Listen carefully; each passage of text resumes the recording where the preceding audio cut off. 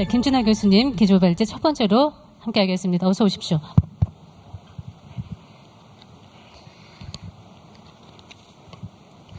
네, 반갑습니다. 마이크를 가깝게 대야 된다고 해서 조금 가깝게 되겠습니다. 제가 오늘 첫 기조발제로 포스트 코로나 위기 그리고 어떻게 기회가 되는지를 준비를 했는데 앞에서 축사하시는 분들이 제가 할 얘기를 다 해버려가지고 제가 별로 할 얘기가 없을 것 같습니다. 먼저 포스트 코로나의 현황 그리고 앞으로 우리가 가야 될 한국형 뉴딜에 대해서 설명을 드리도록 하겠습니다. 1월 20일이죠. 31번 확진자가 나오면서 우리나라가 상당히 큰 변화를 맞이합니다.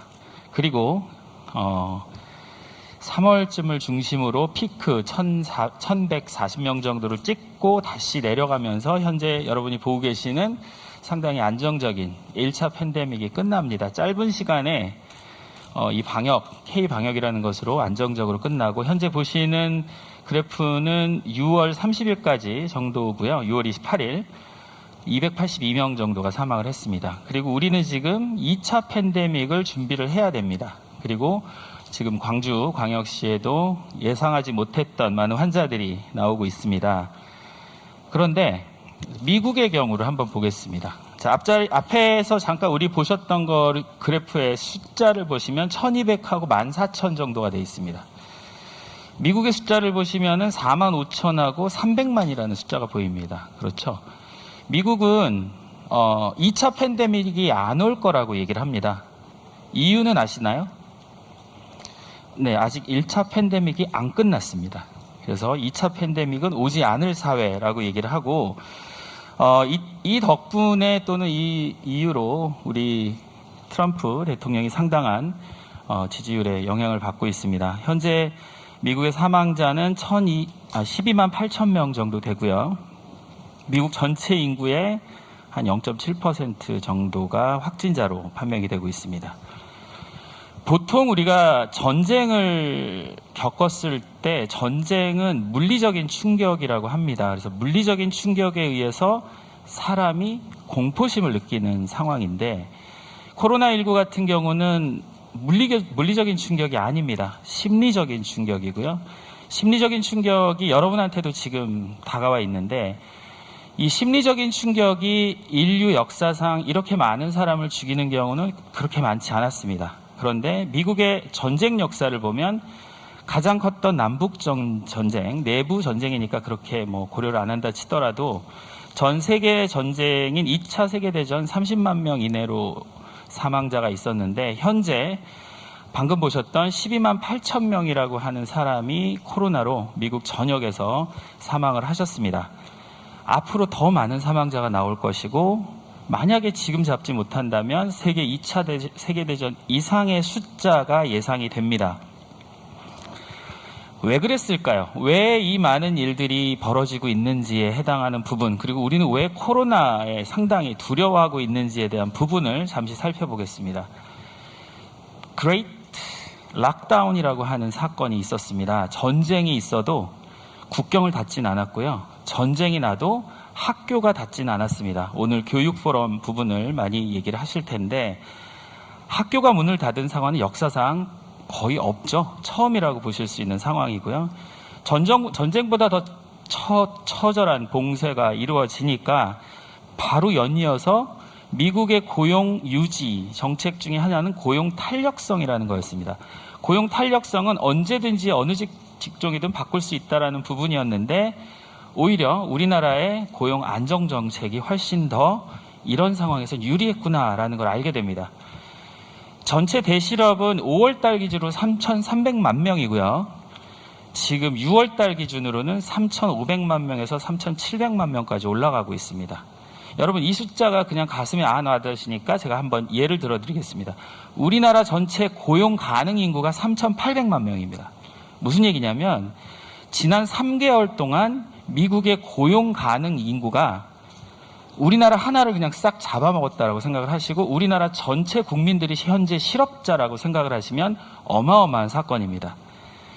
이 그레이트 레이오프 사건이 그레이트 락다운 이후로 바로 이어지면서 미국의 실업률은 현재 보고 계시는 15% 정도에 해당하는 실업률입니다. 전 국민의 15%면 3,300만 명이고요.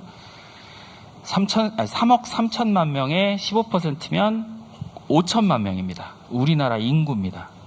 미국은 어마어마한 사건을 겪고 있는데 그게 별로 놀라지 않은 상황처럼 전달이 되고 있습니다.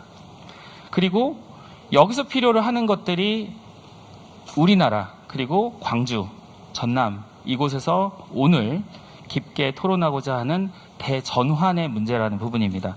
대전환은 왜 중요하냐면 아직 우리나라에 어려운 시기가 안 왔습니다. 여러분, 이 뭔가를 구매하고 살 때 구매 요구서라는 것을 보통 제조업 중심에서는 최소 6개월 전에 보냅니다. 그래서 PO라고 하는 Purchase Order 자체를 6개월 전에 보내야 되는데 지난 3월, 4월, 5월, 6월까지 구매 요구서가 전 세계에 딜리버리가 안 됩니다. 무슨 얘기냐면 6개월 후가 더 어렵다는 겁니다.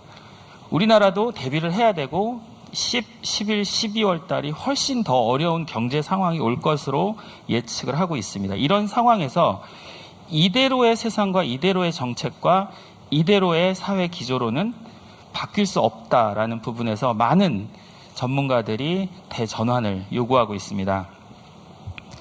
코로나19의 가장 큰 특징 중에 하나는 이런 서브프라임 몰기지가 있었을 때 대침체나 대공황의 문제가 아니고요. 보통 공황의 문제, 대공황의 문제는 과잉 생산이 일어나면서 주식이 떨어지는 형태의 대공황이 한번 있었습니다. 그런데 코로나는 반대 현상입니다. 인류가 한 번도 겪지 않았던 생산과 공급이 단절이 됩니다. 생산과 공급이 단절이 되니까 그동안 우리는 성장 위주의 산업정책과 나라 발전 계획들을 세웠는데 성장을 하기 위해서 필요로 하는 것들은 바로 생산과 공급이었는데 대봉쇄와 대실업을 통해서 생산과 공급이 멈춰버렸습니다. 멈추고 나니까 모든 일이 셧다운됩니다. 공장도 닫고 사람도 닫고 대표적으로 미국을 생각하시면 좋겠습니다. 따라서 그냥 뉴노멀이 아니고요. 대전환이라는 부분을 많은 분들이 이해를 하셨으면 하는 바람입니다. 코로나가 미친 영향을 부문별로 좀 살펴보면 경제, 사회, 문화 쪽에서는 유가가 폭락했죠. 아시겠지만 마이너스 유가, 배럴당 마이너스, 배럴당 30불 줄 테니까 한 통 가져가. 말도 안 되는 경제 상황이 벌어졌고 주식이 하락되는 건 잘 아실 테고 실업급여가 역대 최대입니다. 우리나라뿐만이 아니고 미국 같은 경우는 1년치 예산이 거의 동날 정도의 상황이 됐고 두 번째는 지난 40년 동안 우리가 신자유주의라고 하는 시장경제체제에서 산업발전 위주의 경제정책을 펼쳤었는데 그 경제정책의 중심이 바로 글로벌 밸류체인이었습니다. 세계가 하나가 되면 우리 경제는 다 같이 살 수 있다라는 의미로 삼성의 공장은 제조업 중심은 베트남에 짓고 헤드쿼터는 서울에 있고 이런 형태의 인건비가 싼 곳은 글로벌 밸류체인을 생각해서 싼 인건비 나라에 짓고 그다음에 마케팅을 해야 되는 부서는 홍콩이나 도쿄나 한국 같은 서울 같은 곳에 밸류체인을 형성을 하면 전 세계가 하나의 몸으로 살 수 있다라고 했던 게 이번에 완전히 깨집니다. 그래서 다시 세계화라는 부분에 대해서 많은 사람들이 생각을 하게 됩니다. 세계화가 과연 옳았던 선택이었나? 이로 인해서 발생하는 것들이 바로 보호주의 정책들이 나오고 보호무역주의가 나오고 그리고 우리나라에서 지금도 많이 신경 쓰고 있는 돈이 조금 들더라도 베트남에 있는 중국에 있는 공장들을 내 옆에다 두자. 이게 새로운 플랫폼 경제라고 하는 기업 생태계를 요구를 하고 있습니다. 당연히 지금 이 세상은 앞으로도 적어도 3년, 길게는 10년까지도 각국 도생 방식을 요구를 하게 될 것입니다. 정치 외교 변화를 잠깐 살펴보시면 미국하고 중국은 G2였죠. 그리고 몇 년 전부터 이런 시그널은 나타났었는데 갈등이 될 것이다 라고 생각을 했는데 이젠 갈등이 아니고 전쟁 수준입니다. 그리고 줄서기를 요구하라 하고 있고, 이 줄서기를 요구하는 부분의 대부분은 무역 보복이라는 부분으로 나타나고, 우리처럼 중국의 의존도가 높고 미국의 의존도가 높은 나라들은 어디 줄타기를 해야 되느냐라는 부분으로 진행을 하고 있습니다. 그런 부분에서 G0 사회라는 단어가 나옵니다. 리더가 없습니다. 중국도 아니다. 미국도 아니다. G7 의미 없다. 새로 G7을 만들자는 미국 제안에 일본도 화들짝 놀랍니다. 한국이 가장 먼저 등장을 합니다. 새로운 G7을 만들자. 그럼에도 불구하고 G0 사회가 계속 유지되고 있습니다. 트럼프 이대로 갈 것인가? 미국 이대로 갈 것인가? 시진핑 과연 잘하고 있는가? 그렇다면 그동안 믿어왔던 글로벌 밸류 체인, 모두가 하나가 되는 지구가 다 깨졌습니다. 그리고 함께 가야 되는 거버넌스 자체도 내 나라가 먼저야. 마스크 하나만 놓고도 미국의 공항에서 분명 우리나라 마스크인데 미국 공항에서 마스크 박스를 억류합니다. 왜? 자기네 나라가 모자랄까 봐. 아주 재밌는 해프닝들이 많이 벌어졌습니다. 경제사회 문화 쪽에서 보시면 오늘 많은 축사를 하셨는데 이 부분을 거의 다 말씀을 하셨습니다. 지난 10년 동안 어떤 기업의 CEO도 CFO도 바꾸지 못했던 일들을 그냥 자글자글 끓고 있었던 일들, 온라인 세상이 올 텐데, 디지털 세상이 올 텐데 하면서도 결국은 본인이 가지고 있었던 기술 위주의 산업들은 계속 유지를 시켰습니다. 그런데 코로나가 단 3개월 만에 언택트 디지털 플랫폼이라는 단어를 후다닥 만들어버리고 언택트와 디지털에 해당하는 부분에 처음 겪어보는 재택근무, 처음 겪어보는 화상회의, 오늘도 화상축사, 그리고 온라인 교육체제, 오늘 많은 논의가 될 것 같고요. 비대면 쇼핑, 그리고 가상 공간으로의 이동, 이런 부분들을 언택트 경제, 디지털 경제, 그리고 기업의 생태계는 내 주변에 있어야 된다라고 하는 플랫폼 자체가 함께 이루어져야 한다는 세 가지 큰 화두를 던집니다. 이게 중요한 게 아니고 제가 지난 3년 동안 4차 산업혁명과 기후변화와 그리고 100세 시대 헬스케어에 해당하는 이 이야기를 가지고 150번 넘는 강의를 했습니다. 그런데 그때마다 제가 게임 체인저 얘기를 많이 합니다. 과연 10년 후의 게임 체인저는 무엇일까? 인공지능이다, 이런 얘기도 했고, 기후변화에 대응하는, 그리고 그린 경제를 활성화시키는 나라가 될 것이다 얘기했고, 그리고 우리 건강을 책임지는, 헬스케어를 책임지는 그런 어떤 새로운 기술들이 될 것이다라고 지난 3년간 150번 넘게 떠들고 다녔는데, 이것도 싹 다 필요 없고 결국 게임 체인저는 코로나였습니다. 코로나19였습니다. 단 3개월 만에 4차 산업혁명, 그래 니네 떠들어 봐라. 헬스케어, 그래 떠들어 봐라. 니네 뭐 기후변화 대책 없이 지내봐라. 단 3개월 만에 판을 바꾸는 세상이 돼버렸습니다. 이런 면에서 G7 중심의 글로벌 밸류 체인, G20 중심의 글로벌 밸류 체인이 중요한 것이 아니고, 이제는 니네가 잘하는 거 해라. 그게 가장 세계적인 것이다. 이게 오래됐죠. 20년 전부터 가장 지역적인 것이 가장 세계적인 것이다. 뭐 글로컬라이제이션 얘기 많이 했습니다. 그런데 코로나가 20년 전에 했던 얘기를 다시 한번 불러일으킵니다. 그래서 글로벌 밸류 체인이 아닌 리지널 밸류 체인, 로컬 밸류 체인이라고 하는 너희들만의 장점을 살려내는 경제를 시작해야 된다라는 메시지도 던집니다. 그리고 고용 유지, 일자리잖냐, 결국은 먹고 사는 문제인데 한번 나 때문에 고생해봐 라는 메시지를 던지면서 고용 안정에 대한 정책을 자연스럽게 물어봅니다. 제가 첫 슬라이드에서 보여드렸던 미국이 날아간 고용 인구가, 미국에 없어진, 석 달 동안 없어진 고용 인구가 대한민국 하나입니다.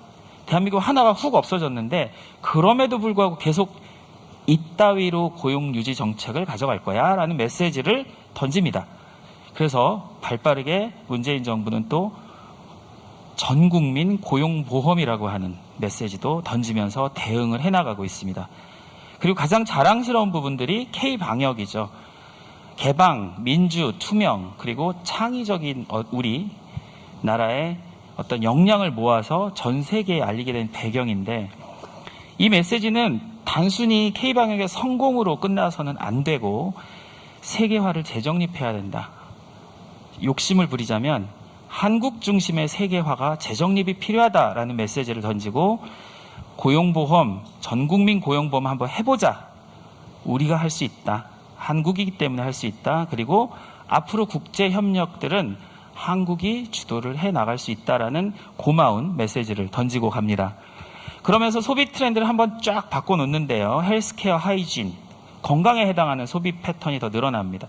그리고 프레젠스 프리, 출석 안 해도 됩니다. 재택근무, 온라인으로 할 수 있는 것들 다 온라인 하고 탄력 출근, 탄력 근무제.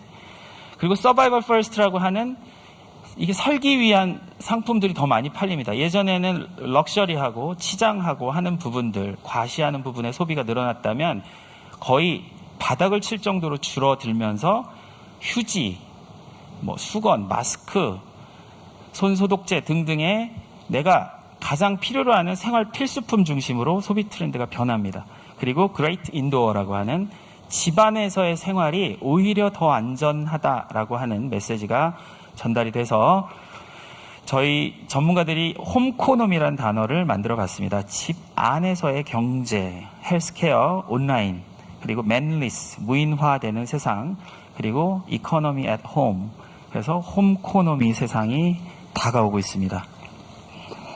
포스트 코로나에 대한 대부분의 이야기들을 많이 해주셨습니다. 그 부분이 바로 양적 성장이 포용 성장으로 바뀐다라는 이야기들을 많이 하셨는데 잘 생각해 보십시오.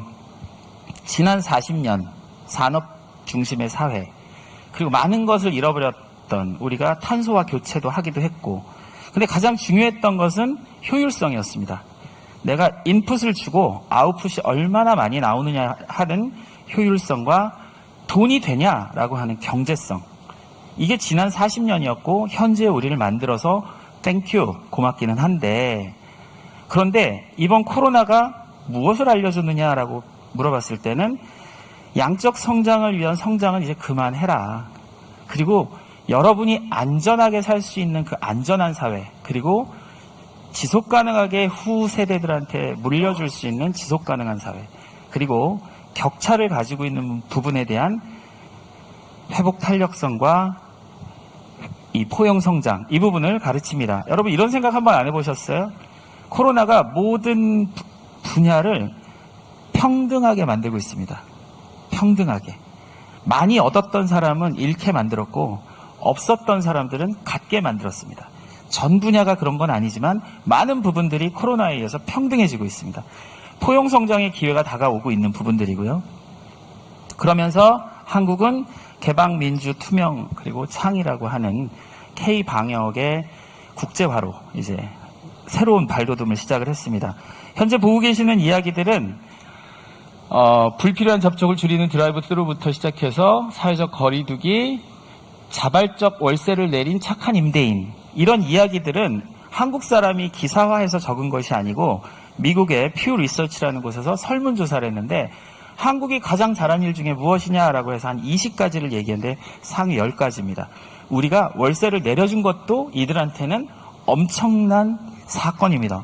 어떻게 월세를 내려줄 수 있어? 이런 사건들입니다. 그렇다면 우리 대응 과제로 무엇을 가져가야 하느냐? 데이터 플랫폼을 경제사회 문화 쪽에서 사회 안전망, 가장 중요합니다. 사회 안전망 중에 가장 중요한 것은 고용보험, 그리고 전국민 고용보험이라고 하는 고용 유지 정책이 더 필요하게 됐습니다. 그리고 한국판 뉴딜, 오늘 이야기할 것들에 대한 제도 개선 등이 필요합니다. 산업통상 쪽에서는 규제 완화가 많이 필요하고요.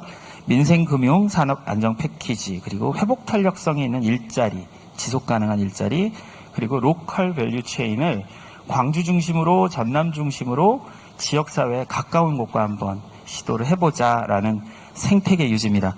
정치 외교 부분에서는 K-방역의 국제적인 홍보, 그리고 2차 대유행을 준비할 마인드, 그리고 일자리를 위해서는, 고용 유지를 위해서는 고용보험도 중요하지만 새로운 일자리를 창출해내야 되는 한국형 뉴딜, 그리고 국제질서 중에 이제는 G7, G20 의미 없다, 그냥 양자간에라도 하자, 아니면 다소자간에라도 우리의 자체적인 실용적 다자주의를 유지할 때가 되었다라는 메시지고, 보건의료 부분에서는 질병관리청과 감염병 전문병원이라고 하는 새로운 어프로치, 그리고 국립감염병연구소, 이 지역에서 한번 시도를 해봤으면 좋겠다라고 생각하는 부분들입니다. 감염병 전문병원이나 국립감염병연구소 유치, 이런 부분들.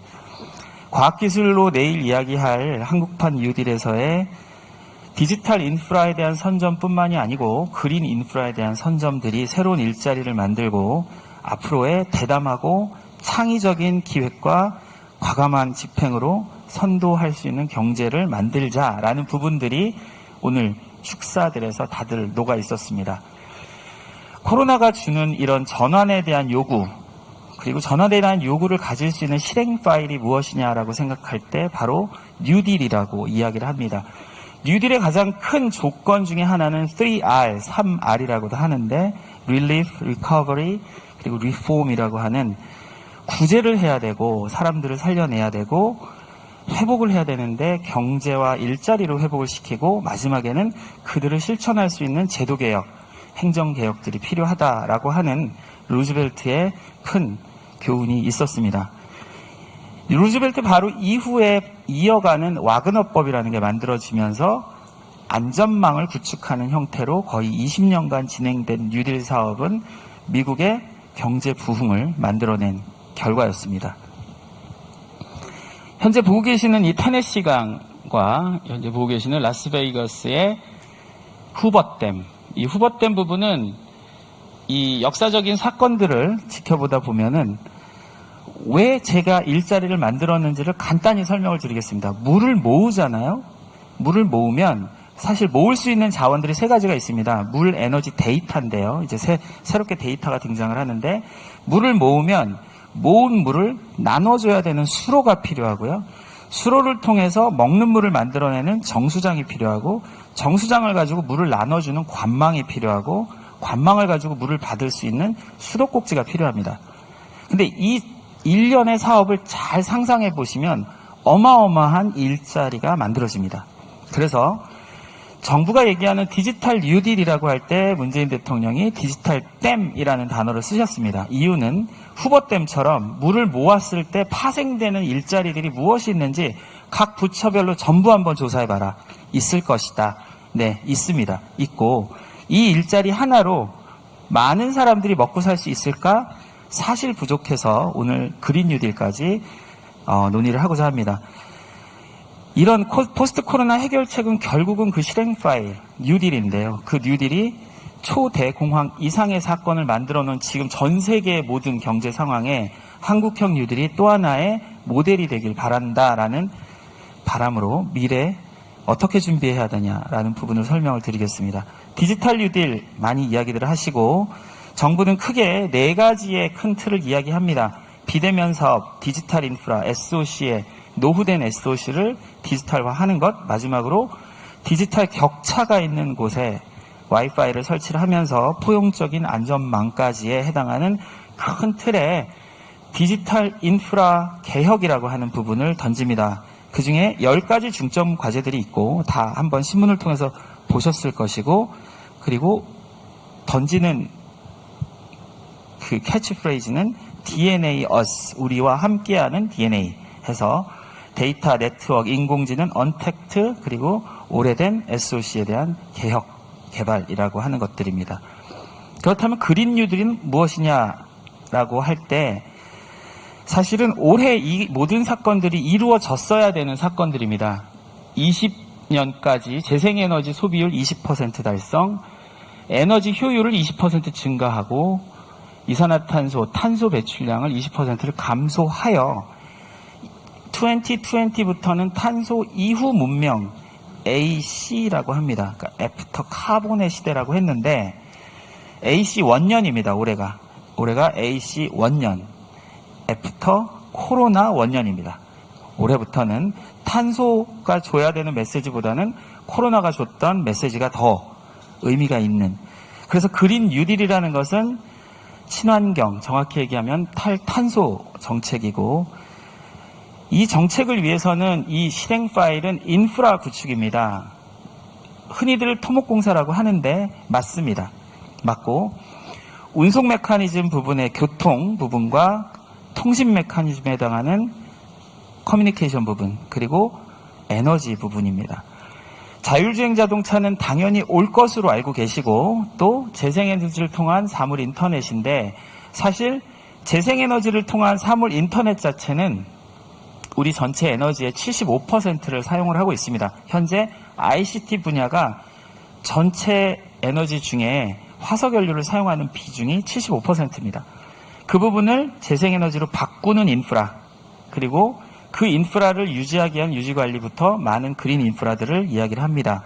그래서 그린 인프라의 핵심은 수자원이나 에너지 같은 부분에 대한 3R 정책이 필요하고 그중에 특히 에너지 부분은 재생에너지로의 전환이라는 큰 미션을 가지고 있습니다. 재생에너지, 태양광, 풍력 등등의 신에너지로 전환을 할 때 들어가는 인프라 구축 비용과 인프라를 통한 일자리들은 디지털과 연결이 돼야 되는데 아까 말씀드린 모아서 나누어 줄 수 있는 인프라가 세 가지가 있습니다. 하나가 수자원이고 또 하나가 에너지고 에너지도 모아서 나누어 줄 수 있는 상황으로 가야 되는데 지금은 탄소 에너지이기 때문에 모아서 나눠 줄 수 있는 상황은 아닙니다.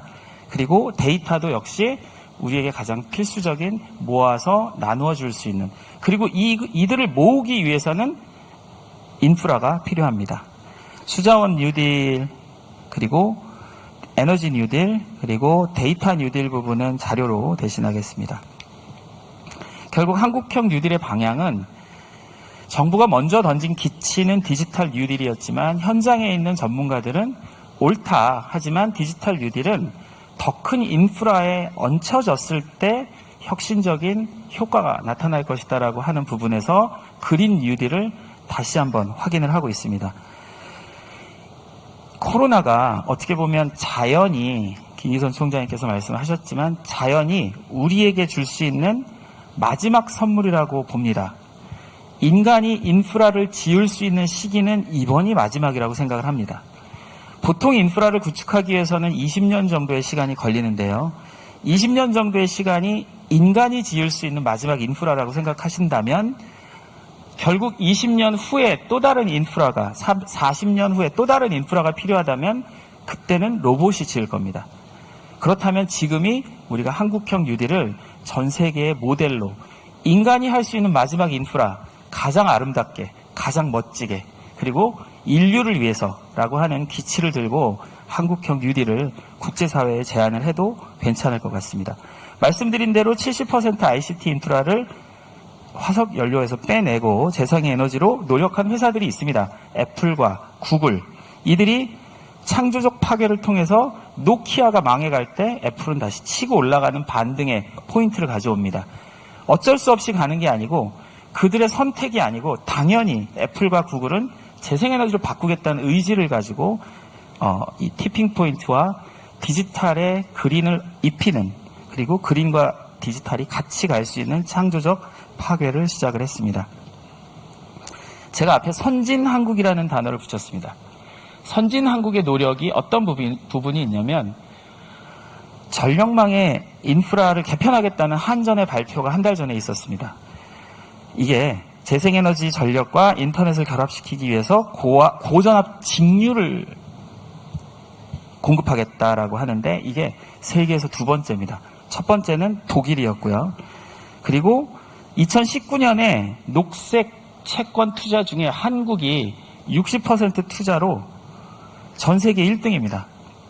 무슨 얘기냐면 은행들이 먼저 투자를 합니다. 개미들은 아직 기다리고 있고 우리나라 은행, 금융권이 그린 투자로 전 세계 1등을 합니다. 그리고 수소경제가 시작됐습니다. 결국 그린 뉴딜 인프라로 새로운 인프라의 도약을 만들어야 되고 현재 보고 계시는 이 좌초자산이라고 하는 것들은 40조에서 60조 달러면 한 1000조, 한 6천조 정도 되는 돈인데 좌초자산은 뭐냐면 화석연료가 가지고 있는 인프라 구축 비용이 그 정도 들었고 얘네들을 없애가는 과정 정도가 6천조 정도가 듭니다. 전 세계에서. 근데 얘네들을 버릴 것이냐? 아니다. 얘네들을 좌초 자산으로 남겨둘 것이 아니고 전환을 통해서 에너지의 새로운 전환으로 좌초 자산을 살려내는 새로운 경제체제를 만들어야 된다라는 이야기입니다. 정부는 도시 인프라 그리고 일자리 변화에 대한 상당히 예민한 정책을 만들어야 되고, 특히 에너지 효율과 태양광 풍력 부분을 보면 화석연료가 줄 수 있는 에너지 인프라의 5배 이상의 효과가 있고요. 직종만 해도 300개 이상의 직종이 만들어진다는 것을 정책에 녹여냈으면 좋겠습니다. 미국이 제레미 리프킨이라고 하는 그 리더십을 가진 분이 분석한 결과인데요. 20년 동안 미국의 재생에너지 인프라를 전부 바꾸기 위해서는 연간 500조씩 20년을 투자해야 된다. 단순 계산으로 우리나라 GDP가 12분의 1 정도 되는 것을 바꿔주면 연간 40조로 20년간 투자를 할 때 우리나라도 재생에너지로 모든 인프라를 바꾸고 20년 후의 세상을 대비할 수 있다. 그런데 얼추 3차 추경이나 그리고 지금 준비하고 있는 그린 뉴딜의 그 범위가 40조 플러스 마이너스로 왔다 갔다 하고 있습니다. 인력교육, 재생에너지 기반 데이터 보안, 네트워크의 중립성, 분산화 등등은 정부의 역할로 당연히 알려지고 있습니다. 결국 전환을 위한 인프라는 디지털 뉴딜과 신에너지의 재생에너지를 기반으로 하는 그린 뉴딜이 서로 함께 가야 된다라고 생각을 합니다.